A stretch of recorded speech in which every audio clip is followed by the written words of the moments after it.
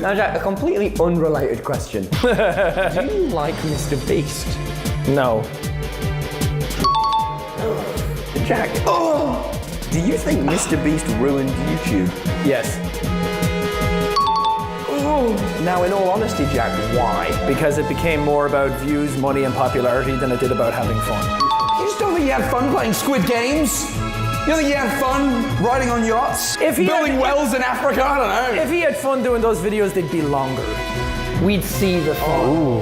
Ooh. I thought you were going to get me with that one, didn't you? A year ago, criticizing MrBeast was basically social suicide on YouTube. If you questioned his content, his business decisions, or the direction the platform was heading, you were instantly labeled bitter, jealous, washed, or incapable of adapting to the algorithm. There was no room for nuance. Either you loved what he represented, or you were written off as someone who couldn't keep up. But what's interesting is how quickly that narrative has aged. Because when you actually slow down and look at everything that's happened over the past 12 months, the awkward lie detector moment, the Lunchly controversy, the AI thumbnail backlash, and the growing discomfort from veteran creators, it becomes pretty clear that a lot of those early criticisms weren't hate at all. They were warnings. Warnings about where YouTube was heading. Warnings about what happens when scale becomes the goal instead of creativity. Warnings about what gets lost when a platform starts rewarding optimization over originality.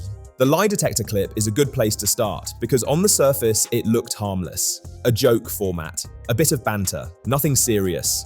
But even inside that goofy setup, you could hear something real slipping through the cracks. The underlying critique wasn't about money being evil or success being undeserved. It was about priorities, about how YouTube's center of gravity had shifted from make cool stuff with your friends to optimize, maximize, dominate. And that shift matters. There's nothing inherently wrong with scaling up. There's nothing wrong with reinvesting profits, hiring teams, or treating content creation like a business. But when growth itself becomes the product, everything else starts to warp around it. Videos stop being ideas and start being vehicles. Every upload exists to justify the next one. Bigger stakes, bigger reactions, bigger promises, not because the idea demands it, but because the system rewards it. That's what Jack was pointing at. Not MrBeast is bad, not money ruined YouTube. But when growth is always the answer, creativity turns into calculus. MrBeast's response at the time focused heavily on effort, years of grinding, constant reinvestment, doing good, inspiring people. And none of that was untrue. But the response didn't actually engage with the criticism. Because the criticism wasn't about effort, it was about gravity. When one creator becomes the blueprint for success, the entire platform begins bending around that model. Even creators who never wanted to follow it. Suddenly, everything needs a massive hook. Every thumbnail needs to scream. Every title needs to promise the impossible. If you don't play that game, you're told you're not serious. That pressure doesn't stay contained at the top, it trickles down. Smaller creators feel like their quiet, personal ideas don't matter. Mid-sized creators feel forced to pivot away from what made people like them in the first place. Editors and designers watch years of stylistic identity get flattened into trends. Everyone starts chasing the same metrics, using the same language, copying the same structures. And over time, the platform starts to feel sterile. That tension was already there before Lunchly. Lunchly just made it impossible to ignore. On paper, Lunchly looked like a perfect influencer product. 3 massive creators, MrBeast, Logan Paul, and KSI, teaming up to create a modern alternative to Lunchables. Cleaner branding, better optics, a Prime Mini included, a Feastables bar on the side. It looked engineered for success. But the issue wasn't whether Lunchly was marginally better or worse than its competitors. The issue was the framing. The way it was positioned as better for kids, while leaning heavily on influencer trust instead of transparent nutrition conversations. That's when things shifted. Dan TDM's response wasn't loud, it wasn't theatrical, it wasn't even particularly aggressive. It was just disappointed. A simple, do better. And somehow, that hit harder than any expose video could have. Because Dan represents something older on YouTube, a time when creators weren't trying to build empires, but communities. A time when selling to kids wasn't wrapped in layers of branding language and influencer credibility. Jack stepping in after that didn't feel like drama farming, it felt like defense. Not of himself, but of an audience that didn't ask to be marketed to like this, and that's why the backlash stuck. It wasn't just creators arguing. Viewers were involved, parents were involved, Longtime fans felt like something had crossed a line. It wasn't about hating influencers. It was about pushing back against the idea that trust is just another asset to monetize. And just as that controversy started to cool off, the AI thumbnail situation reignited everything. There's a new way to make professional-looking viral thumbnails with zero Photoshop experience. And the best part is, this new method works in every niche. Whether you do gaming, cooking, beauty, this works for all of them. From creating custom results from any channel to literally being able to put your face on a thumbnail, it literally feels like cheating. This is the home of the AI tool where you can type in any channel on all of YouTube and it'll use it as inspiration for the thumbnail it's generating. So for example, let's say you're MrBeast. You would just type in MrBeast here. Now it's gonna look at all my recent videos and get inspiration from them. And for the prompt, I'm gonna type in stranded on a volcano. And there you go, we now have a thumbnail with me dangling on the side of a volcano. This is perfect for inspiration, and if you do a couple iterations with the system, this is how you can literally generate your thumbnails going forward. The tool was pitched as empowerment, a way to help smaller creators compete. Auto-generated thumbnails, learning from successful channels, making the playing field more even. But almost immediately, people noticed the darker implications. Styles were being replicated, faces were being mapped, logos appeared in promotional material without consent. Entire creative identities, things people had built over years, were suddenly treated like datasets. That didn't feel like help, it felt like extraction. Jack's reaction was blunt and instant, because at that moment, it wasn't about thumbnails anymore. It was about ownership, about whether creators still controlled their own identity on the platform, or whether everything was about to be systematized and automated into sameness. And that's where this conversation stops being about one person. Because MrBeast didn't invent the algorithm. He didn't force anyone to copy him. But when the platform rewards a single model of success, it quietly punishes everything else. Weird ideas, slow content, niche communities, small human moments. Those things don't scale well. And when scale becomes the metric for worth, the soul of the platform starts to thin out. This is the point where the line gets drawn, not between creators, but between philosophies, between bigger is always better, and better doesn't always mean bigger. And that tension doesn't resolve cleanly, it lingers. What made this whole situation uncomfortable wasn't just the individual controversies, it was the pattern. Every time the platform was nudged toward a line, the response wasn't reflection, it was acceleration. Bigger launches, faster pivots, louder explanations, more polish. And that works in the short term, but it also creates distance. Distance between creators and audiences. Distance between intention and impact. Distance between what YouTube used to feel like and what it's slowly becoming. The AI thumbnail reversal is actually a perfect example of this. To MrBeast's credit, he did walk it back. The tool was removed from new signups. A directory for real thumbnail artists was pushed instead. He emphasized how much he already spends on human designers. In YouTube terms, that's almost unheard of. A genuine course correction. But reversals don't erase instincts, they just reveal them. The instinct to automate, the instinct to optimize creativity, the instinct to treat style as data instead of identity. And that's not unique to MrBeast, it's what happens when platforms reward scale over texture. When everything gets filtered through performance metrics, even art starts to feel like a system waiting to be optimized. That's why Jack's frustration didn't feel performative, it didn't feel like clout chasing, it felt existential. Because Jack isn't anti-success, he's anti-sterility.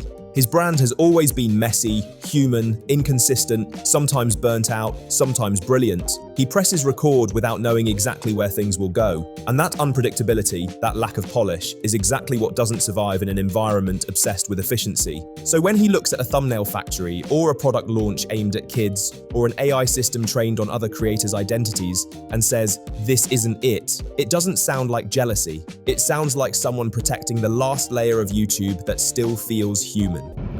How's it going, guys? A week ago, I launched an AI thumbnail tool to help small creators make better thumbnails, and I thought people were going to be pretty excited about it, but I definitely missed the mark. If you open up Twitter, you know what I'm talking about. And so I read all your guys' feedback, and I've been thinking a lot about it, and so we just enacted some changes that I think you guys will find positive. And so going forward, there is no AI thumbnail tool. Anyone from now on that signs up for ViewStats Pro, there will not be the AI thumbnail tool. It just doesn't exist. We pulled it down. And on top of that, I wanted to go one step further to really show artists out there that I care. If you go on viewstats.com, under our more tools section, it will say hire thumbnail artists. And if you click that, it'll take you to a page of artist portfolios where you can commission a real thumbnail artist to make you a real thumbnail. So I care more than any of you could ever imagine about the YouTube community. I mean, obviously I'm the biggest YouTuber in the world and I don't take that responsibility lightly. And so, you know, it deeply makes me sad when I do something that, you know, people in the community are upset by.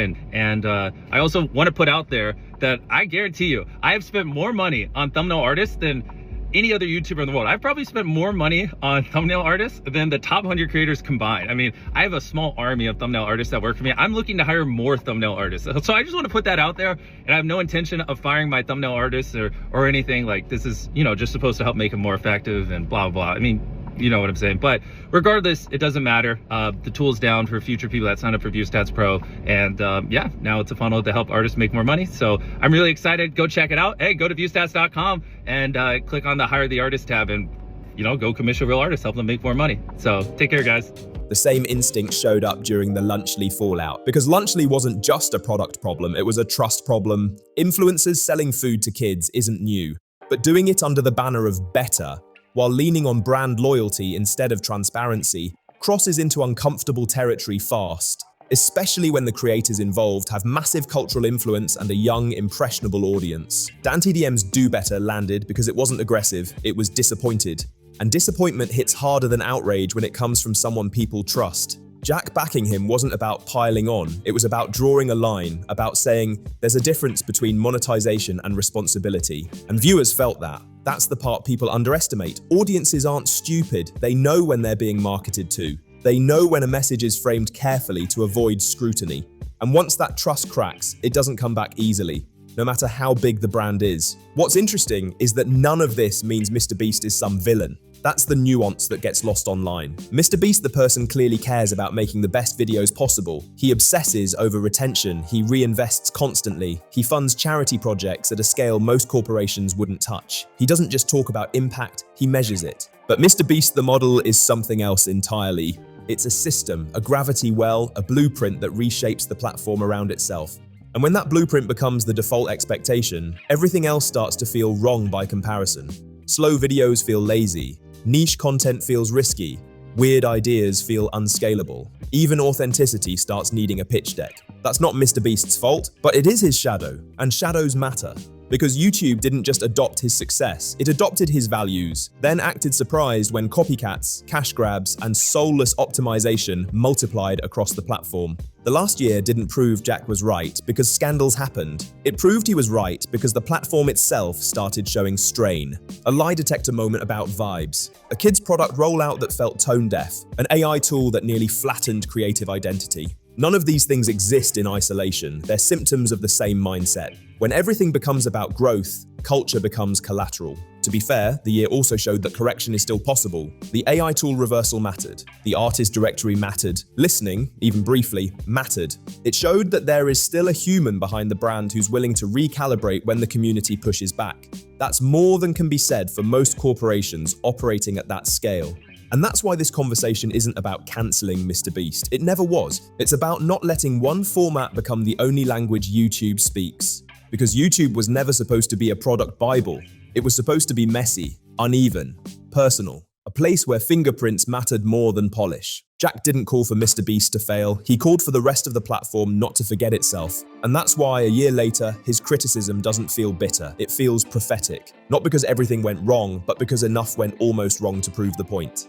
So no, this isn't about picking sides, it's about recognizing that when success becomes formulaic, creativity becomes fragile, and if YouTube wants to stay alive as a culture, not just a marketplace, it has to leave room for things that don't scale neatly. Because sometimes the best videos aren't optimized, they're human.